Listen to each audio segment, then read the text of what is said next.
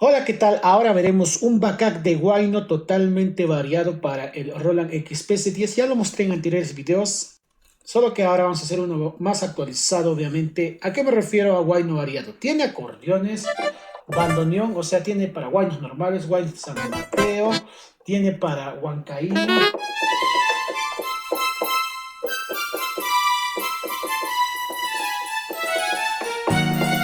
también tiene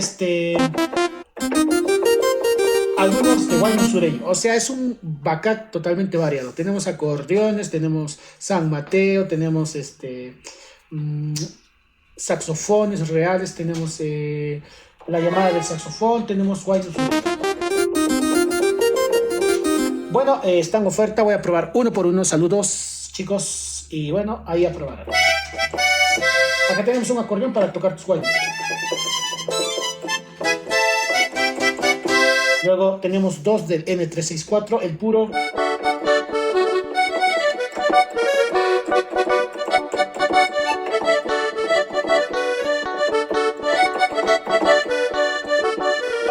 Luego tenemos el doble.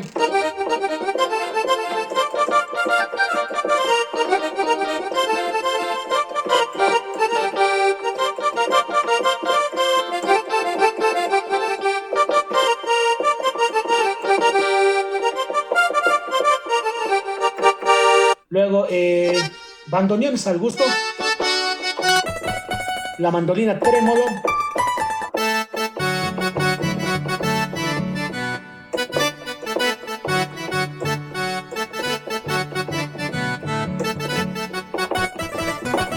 Unido, obviamente.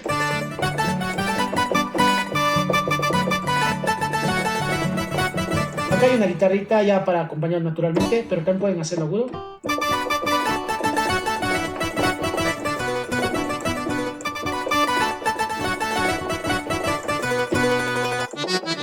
Obviamente también le puse sonidos de coralí.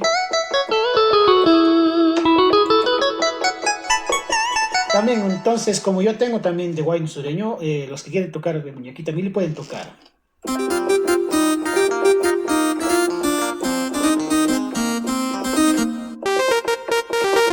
Porque la guitarra la tengo acá, miren. Y bueno, como les dije, huancaíno.